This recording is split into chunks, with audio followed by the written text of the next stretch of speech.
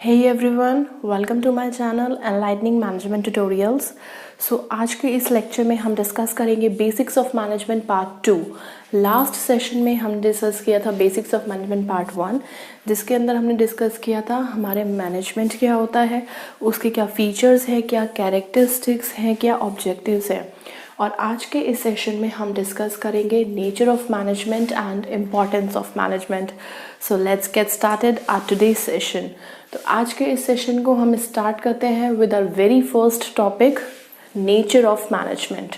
Alright, तो सबसे पहले एक चीज़ बताओ, हमें किसी भी चीज़ का नेचर बताना है तो हम क्या बताते हैं कि वो एग्जैक्टली वो चीज़ है क्या। ठीक है, हम क्या कहते हैं, एग्जैक्टली वॉट इट इज़। ठीक है, सेम उसी तरीके से अगर हमें नेचर ऑफ मैनेजमेंट बताना है तो हमें ये बताना पड़ेगा ना कि मैनेजमेंट एग्जैक्टली है क्या। तो क्या है मैनेजमेंट एग्जैक्टली? अब कुछ पॉइंट्स हैं जो हम यहाँ पे डिस्कस करेंगे। सबसे पहले, मैनेजमेंट इज़ मल्टीडिसिप्लिनरी। ओके, ठीक है। अब मल्टीडिसिप्लिनरी का क्या मतलब है? मल्टीडिसिप्लिनरी का मतलब है बहुत सारे सब्जेक्ट्स, बहुत सारे डिसिप्लिन्स। तो जो मैनेजमेंट है ना, वो एमर्ज हुआ एक सेपरेट डिसिप्लिन की तरह, लेकिन उसमें जो थ्योरीज़ हैं, जो हमारे कॉन्सेप्ट्स हैं, जो हमारी नॉलेज है, वो उसने कहाँ से ली? वो सब अलग अलग सब्जेक्ट से ली। इकोनॉमिक्स, साइकोलॉजी, बहुत सारे सब्जेक्ट्स हैं, sociology, operation research, statistics, history, etcetera. तो अब हम ये कह सकते हैं कि इन सारे सब्जेक्ट से मैनेजमेंट ने कहीं ना कहीं कॉन्सेप्ट्स लिए, प्रिंसिपल्स लिए, थियरीज ली और फिर अपनी थ्योरीज बनाई, अपने कॉन्सेप्ट्स बनाए, अपने फंडामेंटल्स बनाए और उन्हें मैनेजमेंट के अंदर ऑर्गेनाइजेशन की अप्लाई किया। ठीक है, तो मैनेजमेंट एक मल्टीडिसिप्लिनरी है, वो सारे सब्जेक्ट्स का एक कॉम्बिनेशन है। उसमें कुछ प्रिंसिपल्स इकोनॉमिक्स के भी हैं, साइकोलॉजी के भी हैं, सोशियोलॉजी के भी हैं, स्टैट्स के भी हैं, हिस्ट्री के भी हैं, ओआर के भी हैं। ठीक है, और इन सब को लेकर उसने अपने कॉन्सेप्ट्स बनाए, अपने प्रिंसिपल्स बनाए और उनको अप्लाई किया ऑर्गेनाइजेशन के अंदर। तो यहाँ तो हमें समझ में आया कि मैनेजमेंट मल्टीडिसिप्लिनरी कैसे है। अब हमने जब इसके फीचर्स डिस्कस करे थे तो हमने कहा था कि management is science as well as an art. तो ठीक है, अब हम उसको डिस्कस करते हैं। अब मैनेजमेंट साइंस कैसे है और मैनेजमेंट आर्ट कैसे है? सबसे पहले, बहुत सारे थ्योरिस्ट्स हैं। किसी ने बोला कि मैनेजमेंट साइंस है, किसी ने बोला मैनेजमेंट आर्ट है। बहुत सारे कॉन्ट्राडिक्शंस हैं, बहुत सारी कॉन्ट्राडिक्टरी स्टेटमेंट्स हैं। तो अगर हम इन सारी चीज़ों को रिजॉल्व करें, क्योंकि इनको रिजॉल्व करना भी ज़रूरी है, क्योंकि साइंस के अपने प्रिंसिपल्स हैं, आर्ट के अपने प्रिंसिपल्स हैं। दोनों को सीखने का जो पैटर्न है वो डिफरेंट है। Learning of science is different and learning of art is different. ठीक है, तो अब मैनेजमेंट साइंस कैसे है और मैनेजमेंट आर्ट कैसे है, हम यहाँ पर डिस्कस करते हैं। सबसे पहले चीज़ हम बात करेंगे elements of art in management, कि हमारे मैनेजमेंट में आर्ट के एलिमेंट्स कैसे हैं, या फिर वी कैन से दैट कि मैनेजमेंट हमारी आर्ट कैसे है। ठीक है, तो सबसे पहले आर्ट क्या है, आर्ट में हमें किन किन चीज़ों की ज़रूरत है, हम उनके फीचर्स को स्टडी करेंगे। ठीक है, तो आर्ट क्या है? सबसे पहले हम आर्ट में बात करते हैं प्रैक्टिकल नॉलेज की। किसकी बात करते हैं? प्रैक्टिकल नॉलेज की। इसका मतलब सिर्फ learning of theory is not sufficient, हमें यहाँ पे प्रैक्टिकल नॉलेज की बहुत ज़रूरत है आर्ट में। फॉर एग्ज़ाम्पल अगर हम बात करें सिंगिंग की, हमने ये सीख लिया गाना क्या है, कैसे गाना है, ठीक है, लेकिन हमें उसके कॉम्पोजिशंस ही नहीं पता, हमें उनको कैसे यूज़ करना है हमें ये ही नहीं पता, तो हम म्यूज़िशियन कैसे बनेंगे? नहीं बन सकते ना। सेम उसी तरीके से जब हम बात करते हैं मैनेजमेंट की, तो हमने डिग्री ले ली, हमें ये पता चल गया कि एक मैनेजर, हमने इस चीज़ की नॉलेज ले ली कि एक मैनेजर क्या क्या करता है, हमने इस चीज़ की नॉलेज ले ली, लेकिन जब तक हम उसको प्रैक्टिकली सिचुएशंस में अप्लाई नहीं करेंगे तब तक हमें नहीं समझ में आएगा ना। तो सेम उसी तरीके से हमें मैनेजमेंट में भी प्रैक्टिकल नॉलेज की ज़रूरत है to become an effective manager. Alright, second, personal skills. Personal skills का क्या मतलब है? जब भी एक आर्टिस्ट होता है, जो उसने सीखा, जो भी उसने नॉलेज गैदर करी, वो सिर्फ उसी के अकॉर्डिंग अपने आर्ट को तैयार करता है, नहीं, उसकी खुद की स्किल्स भी होती है ना जो उसको यूनिक बनाती है। सेम उसी तरीके से इन द मैनेजमेंट, एक मैनेजर के अंदर खुद की स्किल्स होना भी बहुत ही ज़रूरी है। आप एक सिचुएशन को कैसे इंटरप्रेट करते हो, कैसे एनालाइज करते हो, ये डिपेंड करता है एक मैनेजर की खुद की स्किल्स के ऊपर। तो मैनेजमेंट में भी पर्सनल स्किल्स का रोल है। Then creativity. क्रिएटिविटी जैसे कि आर्ट में एक आर्टिस्ट अपनी क्रिएटिविटी को यूज़ करता है। He thinks outside the box and makes the things extra ordinary. Same उसी तरीके से in an ever changing situations हमारे मैनेजमेंट में मैनेजर को भी अपनी क्रिएटिव स्किल्स का यूज़ करना पड़ता है to think out of the box, और कैसे उस सिचुएशन को बेटर किया जा सकता है, दूसरों से वो काम आता है, क्रिएटिविटी काम आती है। सेकंड पॉइंट हमारा क्या है? प्रैक्टिकल नॉलेज हो गया, पर्सनल स्किल्स हो गई, क्रिएटिविटी हो गई। अब हम ये कह सकते हैं perfection through practice. Perfection through practice. Practice कर कर के ही तो हमें परफेक्शन आता है। जैसे एक आर्ट में एक आर्टिस्ट प्रैक्टिस कर कर के परफेक्ट होता है, सेम उसी तरीके से जब एक मैनेजर अलग अलग सिचुएशंस को हैंडल करता है, उनको एनालाइज करता है, सेम सिचुएशन को अलग अलग इन्वायरमेंट में हैंडल करता है, उससे उसको प्रैक्टिस होती है ना। उसी तरीके से वो अपने जॉब में, अपने रोल में परफेक्ट हो पाता है, अपने काम में परफेक्शन उसको प्रैक्टिस से ही मिलता है।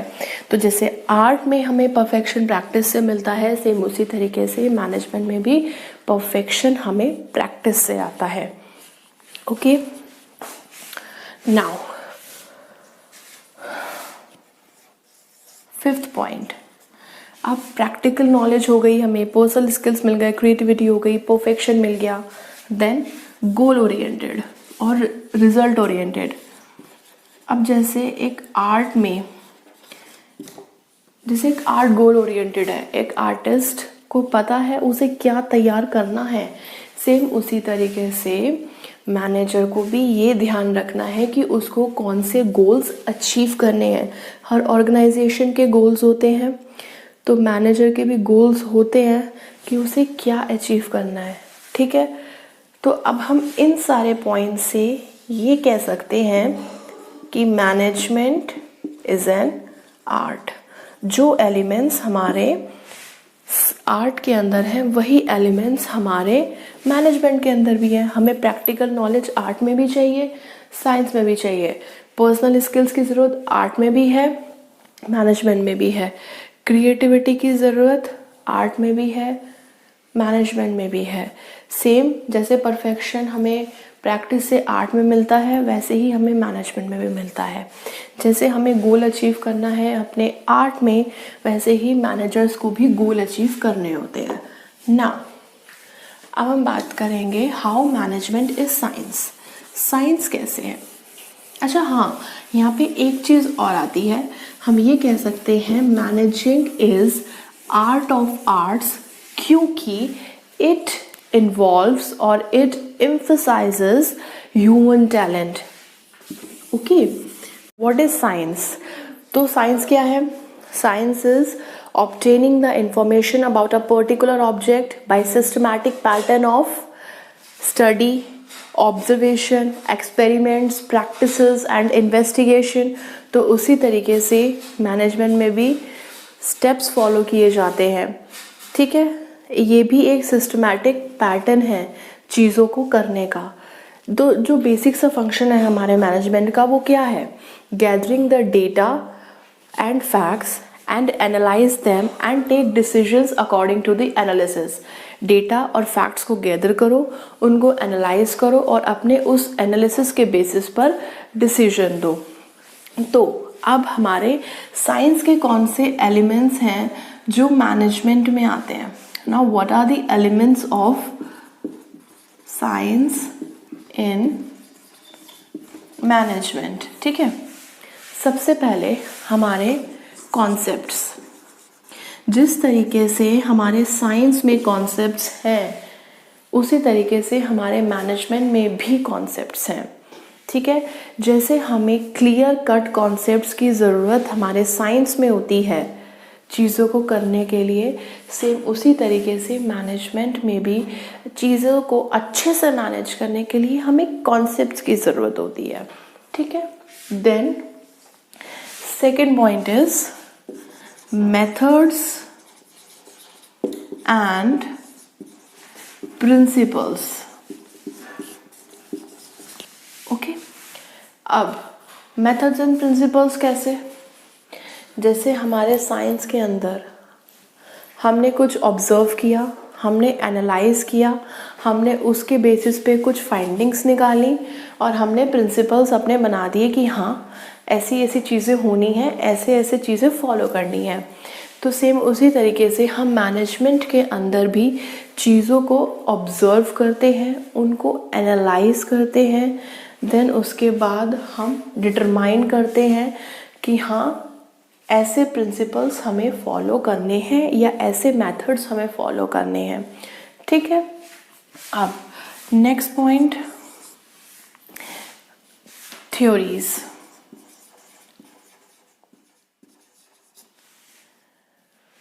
जैसे साइंस में थ्योरीज बनी हैं, सेम उसी तरीके से ड्यूरिंग द ईयर्स मैनेजमेंट के अंदर भी थ्योरीज बनी हैं, ठीक है। बहुत सारी थ्योरीज हैं मैनेजमेंट को लेकर।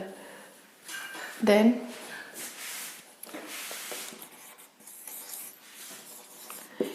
सिस्टमेटाइज्ड बॉडी ऑफ नॉलेज और you can say organized body of knowledge. ये एक ऑर्गेनाइज्ड बॉडी ऑफ नॉलेज है ना,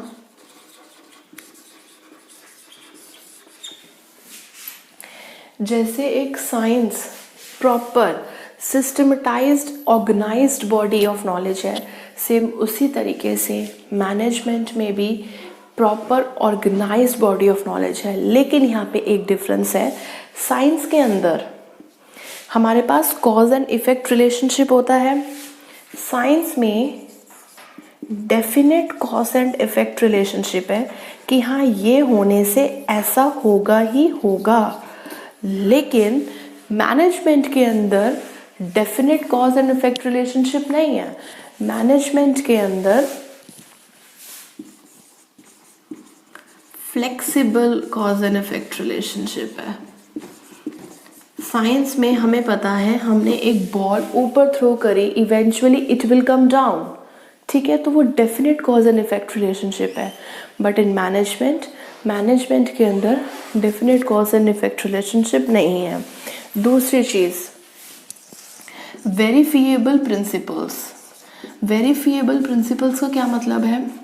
साइंस के अंदर हम जो भी परफॉर्म करा हमने लेबोरेटरीज़ के अंदर जितने भी हमने एक्सपेरिमेंट्स करे, हम उनको बार बार करेंगे, हमें रिज़ल्ट एक ही मिलता है, चाहे वो कोई भी करे।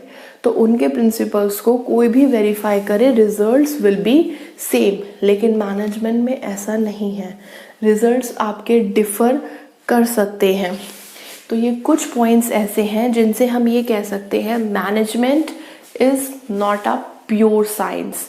ये एक इनएग्जैक्ट साइंस है, एलिमेंट्स हैं हमारे साइंस के, लेकिन management is not a pure science. Okay, अब ये तो हम कह सकते हैं ना कि management is both art as well as science. कैसे? क्योंकि science teaches us to know and art teaches us to do. Science ने हमें बताया कि चीज़ें ऐसे होनी है, लेकिन आर्ट ने हमें बताया कैसे करना है। तो to be successful managers have to know and also need to do the things effectively and efficiently. So there should be a proper combination of science and art in effectively running an organization. All right, topic importance of management. Importance of management or significance of management. क्यों ज़रूरी है management? Simple सी बात है, कुछ points हैं जो हम यहाँ पे डिस्कस करेंगे जिनसे हमें समझ में आएगा कि वाई मैनेजमेंट इज़ नेसेसरी। सबसे पहला point, achieving organisational goals.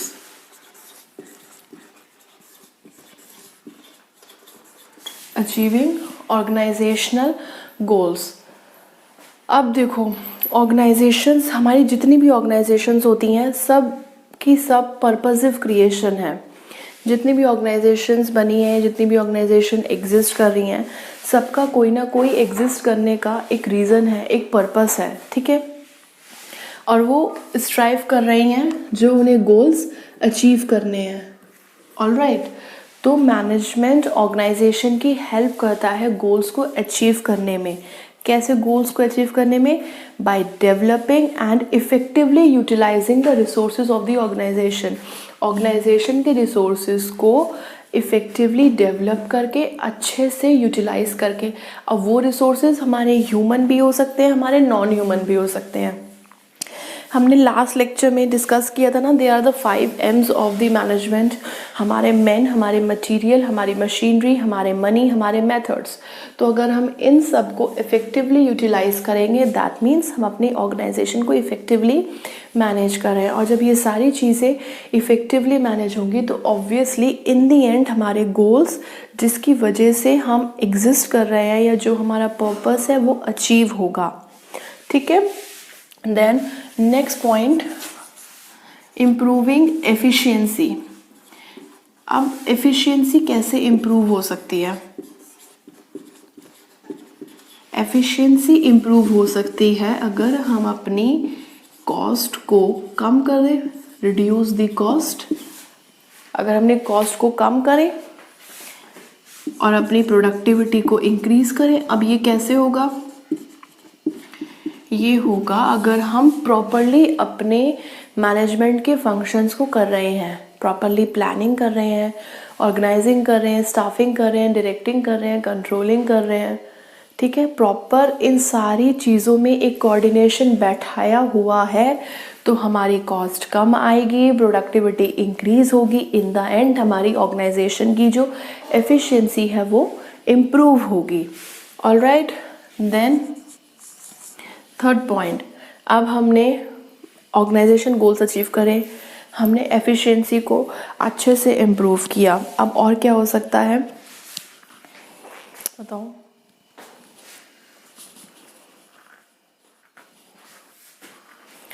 Now next point is inculcating creativity.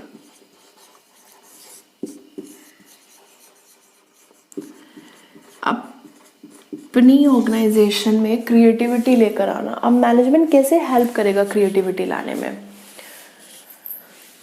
क्योंकि हमारे पास मैन पावर है, हमारे पास HR है, हमारे पास अलग अलग आइडियाज़ आएंगे। अगर हम अपने HR को इनकरेज करेंगे तो वो हमें अलग अलग आइडियाज़ देंगे किस चीज़ से, कि कैसे हमें इनोवेशन करना है, कैसे हम नए प्रोडक्ट्स मार्केट में ला सकते हैं, कैसे हम एग्जिस्टिंग मार्केट को, हमारे एग्जिस्टिंग सेगमेंट को ही नए तरीके से अपने प्रोडक्ट्स को कन्वे कर सकते हैं। क्योंकि ड्यूरिंग द इंटेंस कंपटीशन हमें इनोवेशन कहीं ना कहीं करना पड़ता है अगर हमें मार्केट में सर्वाइव करना है तो, ठीक है। Then next point, integrating various interest groups. कैसे? अलग अलग इंटरेस्ट ग्रुप्स को इंटीग्रेट करना। अब इंटरेस्ट ग्रुप्स कौन से हो गए? हमारे एम्प्लॉयज़, हमारे सप्लायर्स, हमारी गवर्नमेंट, हमारे ओनर्स, हमारे फिनेंशियरीज, जिनका कहीं ना कहीं हमारी ऑर्गेनाइजेशन में रोल है, वो सब हमारे इंटरेस्ट ग्रुप्स हैं। अब डिफरेंट इंटरेस्ट ग्रुप के डिफरेंट ऑब्जेक्टिव्स हैं। एम्प्लॉयज़ को कुछ अचीव करना है, ओनर्स प्रॉफिट चाहते हैं, एम्प्लॉयज़ जॉब सेटिस्फेक्शन चाहते हैं, गवर्नमेंट का ऑब्जेक्टिव है वो टाइमली टैक्सेस चाहती है, सप्लायर्स टाइमली पेमेंट चाहते हैं, कस्टमर्स अच्छे प्रोडक्ट्स चाहते हैं एट रीजनेबल प्राइसेस। तो सारे के सारे इंटरेस्ट ग्रुप्स में प्रॉपर कोऑर्डिनेशन बना के रखना, जिससे कि किसी भी इंडिविजुअल इंटरेस्ट ग्रुप के जो ऑब्जेक्टिव्स हैं वो हैम्पर ना हो। ठीक है, किसी दूसरे इंटरेस्ट ग्रुप की ऑब्जेक्टिव्स पे हमें बाकी इंटरेस्ट ग्रुप्स के ऑब्जेक्टिव्स को अचीव नहीं करना है। हमें सारे इंटरेस्ट ग्रुप्स के ऑब्जेक्टिव्स को आपस में इस तरीके से कोऑर्डिनेट करना है कि सभी इंटरेस्ट ग्रुप के जो ऑब्जेक्टिव्स हैं वो अचीव हों, और सभी के सभी इंटरेस्ट ग्रुप के ऑब्जेक्टिव्स अचीव होंगे तो इन द एंड हमारे ऑर्गेनाइजेशन के जो गोल्स हैं वो अचीव होंगे। ठीक है, नेक्स्ट,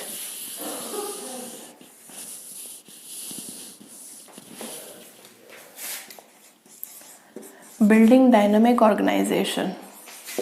कैसे? अब जो मार्केट के अंदर चेंजेस आ रहे हैं उनसे हमें इनकॉर्पोरेट करना है, क्योंकि business environment is always dynamic, वो कभी भी रिजिड नहीं होता है। इसी तरीके से मैनेजमेंट हमारी हेल्प्स करता है कि कैसे हमें सिचुएशंस के अकॉर्डिंग अपने प्रोसीजर्स, अपनी एक्टिविटीज़, अपने प्रोसेसेस को टैकल करना है, उनको सिचुएशंस के अकॉर्डिंग कैसे हैंडल करना है। तो डायनामिक चेंजेस के लिए हमें मैनेजमेंट तैयार करती है। अगर हमारी इफ़ेक्टिव मैनेजमेंट है तो अगर हमारे सडन चेंजेस भी आएंगे हमारे ऑर्गेनाइजेशन के अंदर तो हमें एकदम से शॉक नहीं लगेगा, हम ऑलरेडी उस चीज़ के लिए प्रिपेयर्ड है। Okay, then developing the society.